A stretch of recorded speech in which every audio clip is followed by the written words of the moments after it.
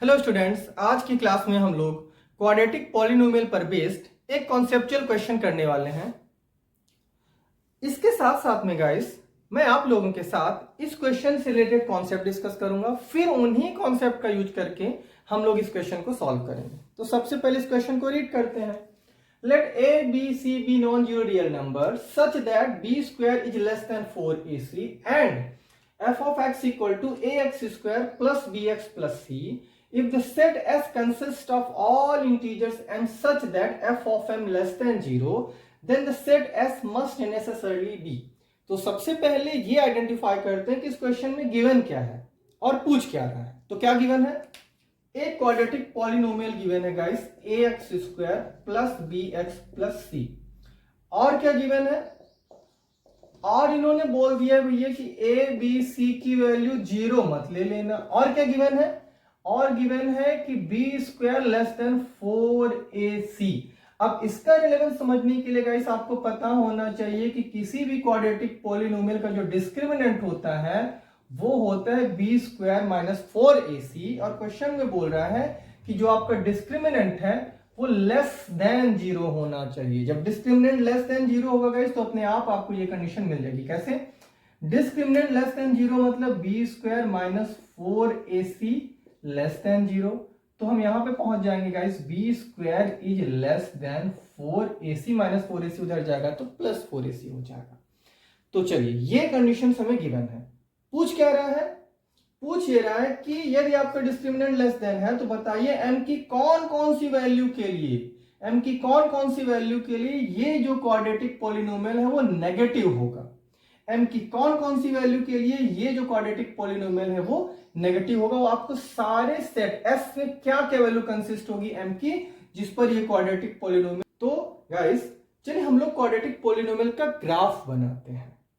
ठीक है, अब देखिए क्वाड्रेटिक पॉलिनोमियल का ग्राफ डिपेंड करता है गाइस लीडिंग कोएफिशिएंट पर। तो लीडिंग कोएफिशिएंट गाइस a या तो ग्रेटर देन 0 होगा या तो लेस देन 0 होगा, है ना? या तो ग्रेटर देन 0 होगा या तो लेस देन 0 होगा। और ग्राफ डिपेंड करता है गाइस डिस्क्रिमिनेंट पर भी। एक बात आपको ध्यान रखना होगा कि जब a की वैल्यू ग्रेटर देन 0 होगा तो क्वाड्रेटिक पॉलिनोमियल का ग्राफ अपवर्ड पैराबोला होगा, और जब a लेस देन 0 होगा तो क्वाड्रेटिक पॉलिनोमियल का ग्राफ डाउनवर्ड पैराबोला होगा। तो यहां पे समझिए, अब डिस्क्रिमिनेंट के खेल को भी आपको समझना होगा गाइस। यदि क्वाड्रेटिक पॉलिनोमियल का ग्राफ एक्स एक्सिस को 2 पॉइंट पे कट करता है तो हम बोलेंगे कि इसके 2 रियल रूट्स हैं और डिस्क्रिमिनेंट क्या होगा guys? B square minus 4ac greater than 0 होगा। ये बात आपको ध्यान में रखना होगा। और क्या हो सकता है गाइस? एक कंडीशन ये भी हो सकती है कि जो क्वाड्रेटिक पॉलिनोमियल का ग्राफ है एक्स एक्सिस को जस्ट टच करता हुआ निकल जाए। तो इस कंडीशन में क्या होगा गाइस? इस कंडीशन में आपको जो डिस्क्रिमिनेंट है वो B square minus 4ac equal to 0 होगा। और क्या कंडीशन हो सकती है गाइस? एक कंडीशन ये भी हो सकती है कि आपका जो डिस्क्रिमिनेंट है वो एक्स एक्सिस को ना तो टच करे ना तो कट करे, सिंपली ऊपर की तरफ निकल जाए ऐसे। तो उस कंडीशन में guys B square minus 4ac less than 0 होगा। तो a ग्रेटर देन 0 पे गाइस 3 कंडीशन होती हैं, या तो बी स्क्वायर माइनस 4ac जब ग्रेटर देन 0 होगा तो ये आपको 2 पॉइंट पे कट करेगा एक्स एक्सिस को। B square equal to 4ac जो कि ये है गाइस, जब ये होगा तो ग्राफ आपका जस्ट एक एक्स एक्सिस को एक पॉइंट पे टच करते हुए निकल जाएगा। और यदि जो हमारा ग्राफ एक्स एक्सिस को टच ही ना करे, बस ऊपर ही ऊपर निकल जाए, तब हम बोलेंगे कि जो हमारा डिस्क्रिमिनेंट है वो नेगेटिव है। That means B square minus 4ac less than 0 है। ये कंडीशन होगी गाइस जब a की वैल्यू ग्रेटर देन 0 हो तब। अब चलिए आते हैं जब a की वैल्यू लेस देन 0 है तब क्या होगा। तो इसको इरेज करता हूं गाइस। अब यहां पे समझिए, जब a की वैल्यू लेस देन 0 होगा तो मैंने जैसा कि आपको बताया कि हमारा जो ग्राफ है वो डाउनवर्ड पैराबोला होगा। तो देखिए इस कंडीशन में भी 3 कंडीशन बनेगी गाइस, कुछ ऐसे। ये कंडीशन कब होगी? जब B square minus 4ac greater than 0 है।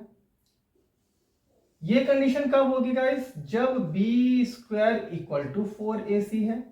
और ये वाला जो मेरा ग्राफ है, यदि ये एक्स एक्सिस को टच ही नहीं करे, सीधे ऐसे ही निकल जाए, तब हम बोलेंगे गाइस कि ये है हमारा बी स्क्वायर, मतलब डिस्क्रिमिनेंट हमारा नेगेटिव है, B square minus 4ac less than 0 है। तो अब आपको देखना है कि कौन सी कंडीशन हमें इस क्वेश्चन में पूछ रहा है।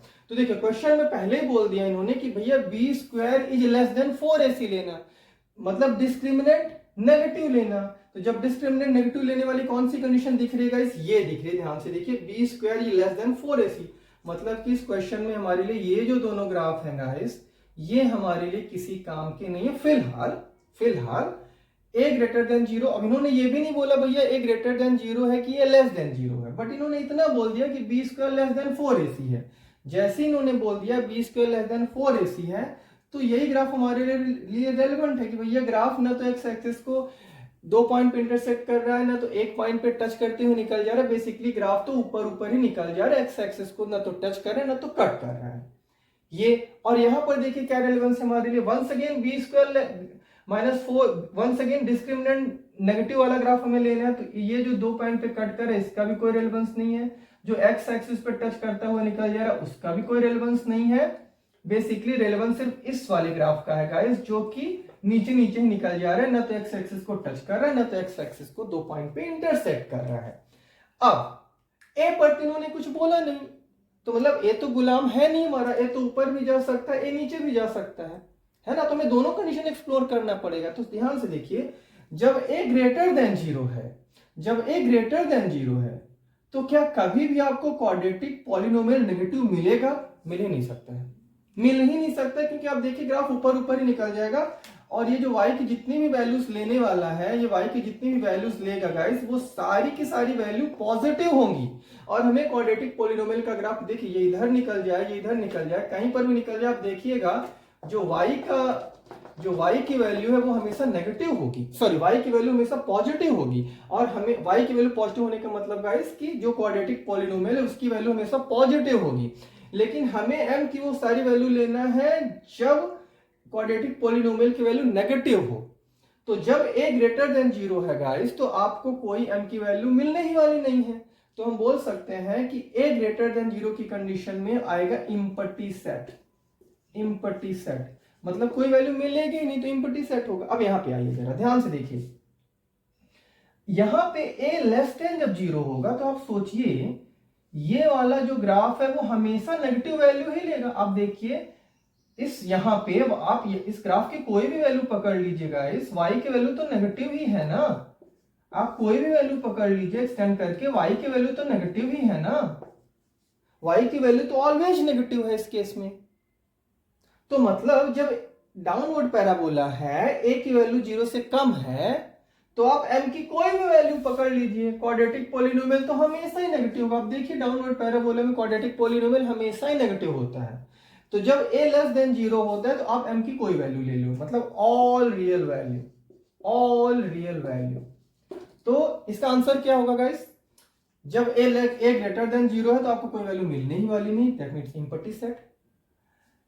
एट द सेम टाइम यदि आपका a लेस देन 0 है, तो आप m की कोई भी वैल्यू ले लो, मतलब all real value of m। तो इस केस में गाइस इम्पटी सेट होगा, और इस केस में होगा all real value of m। तो हम इसका आंसर लिखेंगे इम्पटी सेट और all real value of m, ये हमारा आंसर होगा। आई होप ये कॉन्सेप्ट आपको समझ में आया होगा गाइस, ठीक है। अब मिलते हैं नेक्स्ट वीडियो में, तब तक के लिए बाय बाय।